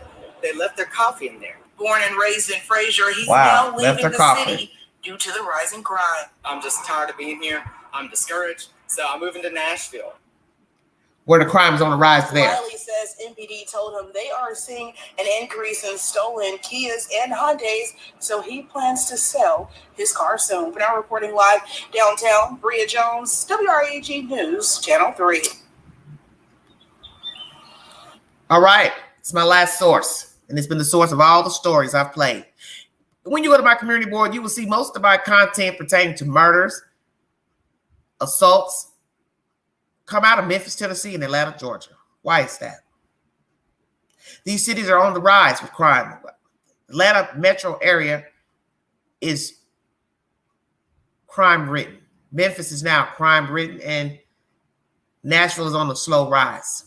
So this man is talking about moving. He's a Caucasian male who's had his car broken into several times, a few times, and I would hate to see him move to only be back in the same situation again. And it is going to be costly to keep paying deductibles on your car. When you get your window broke out and you have window coverage, well, guess what? You have to pay a deductible to get that window fixed. Same thing with anything that's wrong with the car, broken. And he named a few things. Who has money to keep calling these people, sending pictures in of what your car looks like, getting an estimate, deciding what they will and won't fix, what they will fix, paying the deductible? It's a headache dealing with the insurance company, especially if you get the ones that are rotten and don't want to pay for anything. And he obviously has nice vehicle. Another silver vehicle was parked beside his. It looked the same. Other neighbors' cars have been broken too. His roommate's car has been broken too. Video surveillance showing the people pulling out with his vehicle. Imagine waking up and your information system is saying, oops, your car's gone. And you go run, look out the window, look out the door. Damn, they got my car. Damn, they got my car again. Who wants to live like that? Waking up to see your car vandalized. Waking up to see the whole damn car's gone. This story is similar to the black lady who took her car to the shop, to the Christian Brothers, for it to be vandalized on the property, then parked on the street and just went totally missing. So they're coming back. Oh, they got money to fix their car. Let's get it again. Stay woke now. Oh, they can fix a window? Well, we'll just come back and take the whole car. What is the cause of this crime on the rise in Memphis, Tennessee, and other cities? Poverty, mental defect, abuse. Are these abused people?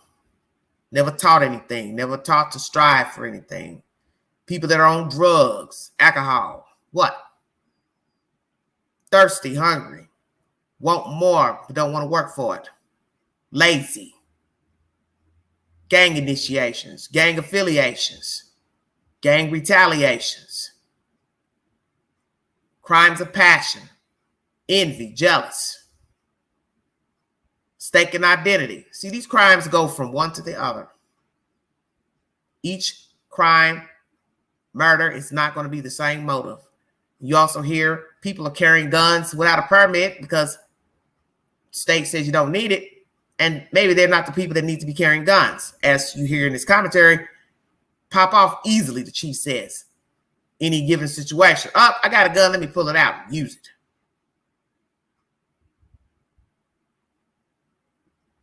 It's bad enough to have police officers abusing their power and killing innocent civilians and black Americans.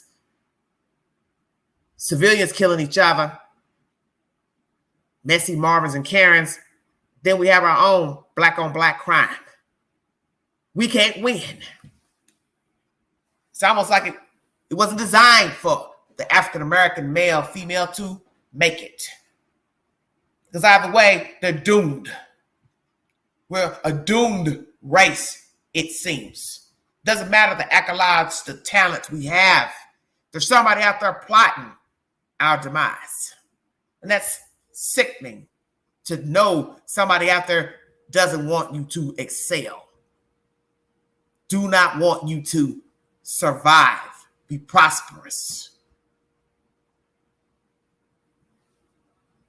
But in the end, we are children of God, and He knows all. So we have to pray that when we go outside the door, we will not be a victim. Our personal property will not be vandalized, stolen, and no one will push their way into our homes and take our property and kill us. You have to pray. Because we have a lot of sick people out here who don't have anything to live for. They don't have any goals. They don't have any drive, no push to do anything to be conducive in the world, to be productive. And that's the problem with many people. And a lot of people just don't want anything, and they don't want to strive for anything. So it's easier to just go out there and take what they want. And it doesn't mean they won't kill you in trying to retrieve the item. Plural. This is sad.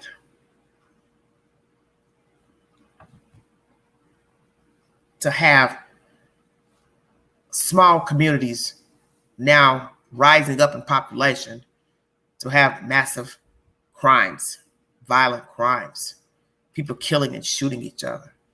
And even if the person doesn't die, you still have the statistics of a lot of shootings in Memphis. A lot of people just didn't perish by the grace of God. This is sick. People live where they can afford to live. You know, people love to judge and say, I wouldn't live like that. I wouldn't live over there. Well, maybe that's all they know, and maybe that's all they can afford. It's right there.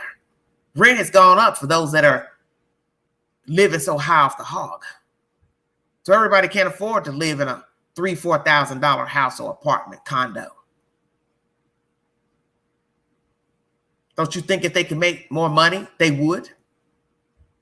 They go buy a nicer home, nicer condo. Why would they not? But no one has the right to interfere with their existence to strive peace of mind.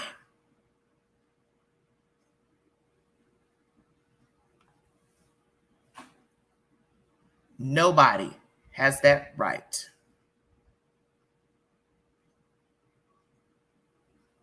$ Big Angie 129.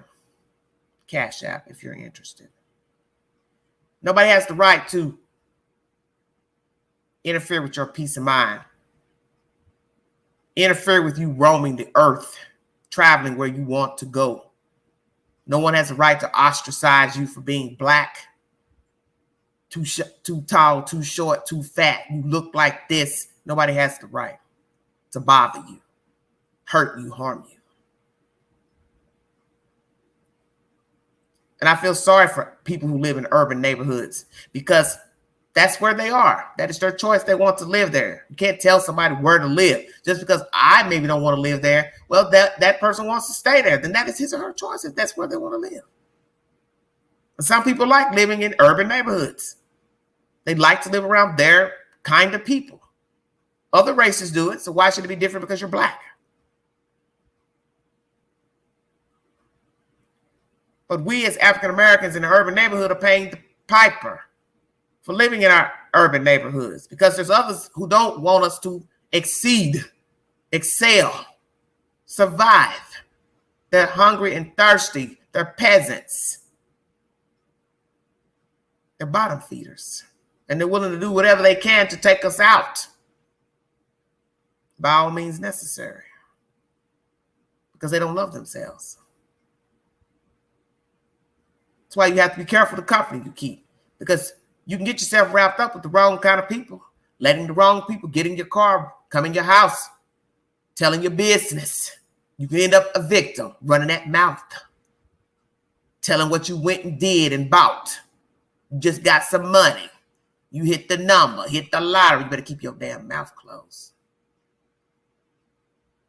Posting stuff to Facebook, TikTok. You think people aren't watching all that pretty stuff in the background? Them big boy flat screens. Oh, they looking. And they know where you live because you talk and you told it. They know the kind of car you drive because you post that to Facebook too. See, let me tell you something. You can be an unwilling victim just from running that mouth and telling everything you buy and bought. There's always somebody watching.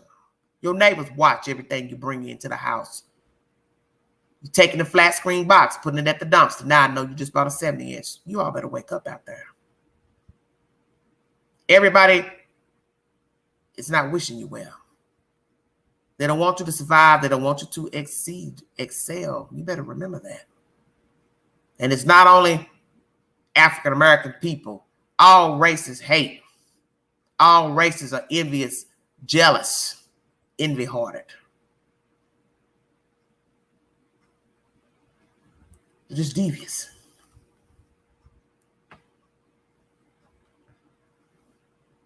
They're just devious. Thank you, John. Thank you so much, sweetheart. God bless you. You don't know people out here.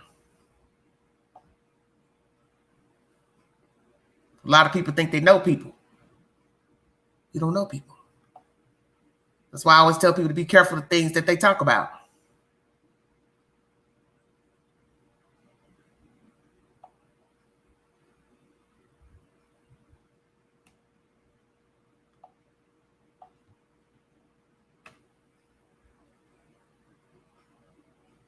Was that Miss Joanne? Thank you, sweetie.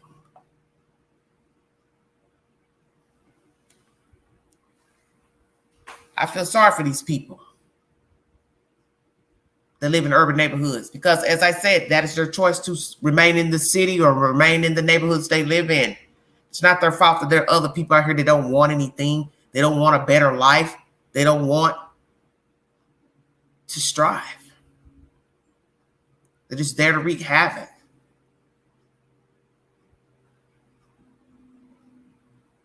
You know, I watched something crazy yesterday while I was waiting for the family to return back to the church after burying Sweet Mary. I went to someone's house to take them some clothes, and this crazy-ass female just walked in their house, didn't ring the doorbell or nothing. She just walked in, and she's known in the community. She's a drug addict.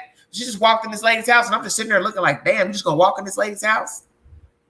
And the lady's going back and forth with her about knocking on the door, blah, blah, blah. But guess the girl just came in because she's messing around with one of her sons or something, and she's like, you know who I am, blah, blah, blah. Don't treat me like this. You know, she's just talking round in circles, trying to soften the blow of her walking in unannounced. And she tried to play it out by going back out the door. It's like, what's the point? You're already in here. See, you already know this chick is trouble. And she's a user. So who's to say the next time she don't come in with some friends? See, you all underestimate people. You know, you want to talk crazy to her, but what you should have done was picked up that cane and hit her upside her damn head or her back or her knees. She would have understood. You don't walk into somebody's house and don't knock on the door or ring the damn doorbell.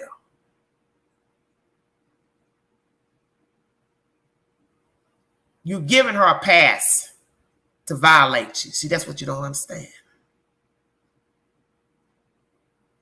You don't know what she can go out to the street and tell somebody. Yeah, they got a nice flat screen sitting at the front of the door. You can see it when you look through the glass. Of course you can see it because even the glass door wasn't even locked. Stay woke now.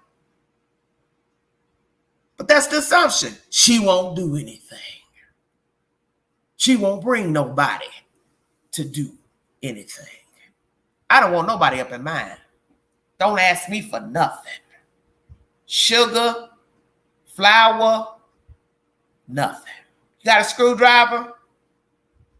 You'll never get in here unless you are breaking and entering. Because I'm not even going to answer the door. How about that? See, I know how to feed the demon. He's not going to even get crumbs here. Because I'm not going to answer the door. So you're not going to get a glimpse of what's in here by me eating sugar, coffee, envelope, this and that. Because I'm not going to open the door. I'm not going to talk to you outside either. We're not even going to conversate outside. So we're definitely not going to conversate with you on the other side of the door. I don't play them kind of games. Because as an old lady once said, I didn't send for you. So therefore, we don't have anything to talk about. Some may think that's cold, but guess what? I'm trying to live. And if I don't trust the element in the vicinity, I ain't opening the damn door. Bottom line. And the neighborhood is great that I live in. But there's other elements that are not so great. And I know how to feed those elements, if you understand where I'm coming from. So there is no opening no door. I don't care who you are and what the hell you want. You're not coming to repair something, you're not getting in. And if I didn't send for you, you're not getting in. See, that's how you keep down riffraff. Because as I said, there's always an eye in the sky. There's always somebody watching you. And don't think it can't happen to you because you, I don't live in New York. I don't live in Chicago. I don't live in ATL. Because that's the mentality that a lot of you have. Oh, well, they live down there. That's why that's happening to them. They're getting robbed and hurt and sexually assaulted because they in ATL. They're in Chicago. That's why they're getting beat up. Oh, honey, you better wake up. Satan got friends everywhere. Come on with it, Queen. You don't watch YouTube? Most of my content is about true crime. So these people are everywhere. You think because you live in a small town, somebody won't cut your throat, won't steal from you, won't break in your house, won't send a messenger? Well, you might have to find out the hard way because you're thinking about how bad it is in Memphis and ATL and Chicago, Washington, D.C. Oh, yeah, they do stuff like that up there. We don't got them kind of problems. You mean you don't got them kind of problems yet? Crime is everywhere. A crook and a thief is everywhere. A liar manipulator is everywhere. A bully is everywhere. You just ain't crossed his path to where he's decided to put you down. So consider yourself lucky, fortunate. I don't trust anybody. That's why I don't open the door when people knock. I know I didn't send for you, so I don't even have a reason to even get up and look out of the peephole. See, game recognize game. And people will learn that when they see you, whether you live in an apartment, a condo, house, you live in a house, people will know who they can jive with and who they can't, especially if they try to bring the con. She speaks, but she ain't going to talk to you long, or they ain't going to let you come in their house. That's right, because you shouldn't be letting people in your home. You have to be careful out here. It's not just getting cars stolen, carjacked, being robbed at a store. You have to preserve your house as well, because we do have those that don't mind pushing in your door. And to me, that's the most dangerous one, because they're willing to go in a locked door. And all bets are off once they're on the other side of that damn door. You need to be careful and watch your surroundings, watch what you repeat, watch what you talk about, the company you keep, your friends and lovers company, because everybody don't mean you well. And many people have been harmed inside of their house, not just they got hurt outside, shot outside, robbed outside. You can be robbed inside of your home. And to me, that's the worst place to be hurt, because that means a person didn't mind pushing in the door, pushing in a window to come in there and harm you, whether they took something or not. And you do have people who will come in to rob you, but they will also kill you. And that happens everywhere, not just Memphis. Every violence isn't gang related, gang initiation. Sometimes it's personal. Sometimes it's information that's word of mouth, hand to hand. Somebody passed it along. Somebody was talking about you, telling your business. Now you're an unfortunate victim from he said and she said. You have to be careful out here. And I can tell you now, if you are a drug user, you definitely not coming in mine. And I don't even want you in my car. And I've learned from recent happenings, cannot extend an olive branch to people anymore. There's no more giving rides. There's no more helping people, because you have to be very careful in lending a hand, especially when it's dark 30. That is when the devil likes to play funny games, when it's dark outside. Prayers for Memphis, Tennessee. Prayers for anybody moving to Memphis. They better do their homework. And prayers for those who's trying to get out. Prayers for this young guy who said he's moving to Nashville. I pray he moves to a really nice suburb outside of Nashville, but just his luck, he could go up there, find a nice place to live, get his car vandalized, or worst case scenario, get his damn head busted. Because people are just evil. And we've seen people who have left horrible places to only end up dead at the next place. Because you see, that karma followed them from one place to the other. Or could be bad luck, let's just say. And you see that a lot with people leaving war-torn countries, crime-ridden areas to only end up in another crime in the new place.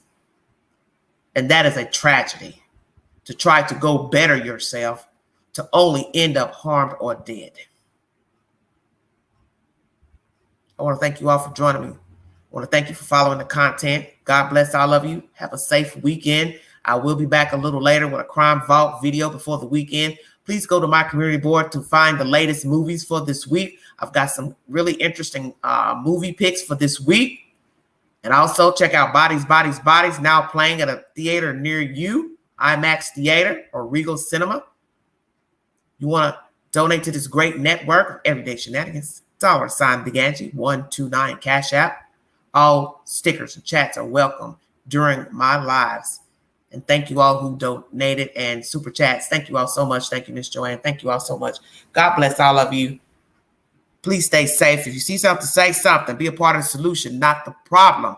No snitching when it comes to children. We've got to preserve our babies because they are our future. And one day, as you age, you will be depending on those same children to rear this great country. So honor them. Honor them. Like, share, subscribe. Drop your comments below on this video and any video on my community page. I just did a poll yesterday pertaining to Mr. Donald Trump. His house in Florida was raided with secret documents. And on my poll, I asked you, should he be prosecuted? Please drop your opinion on that said page, yes or no. I will be back later with a Crime Vault video. Thank you all so much for joining me. God bless all of you. This is Everyday Shenanigans. Have a wonderful evening.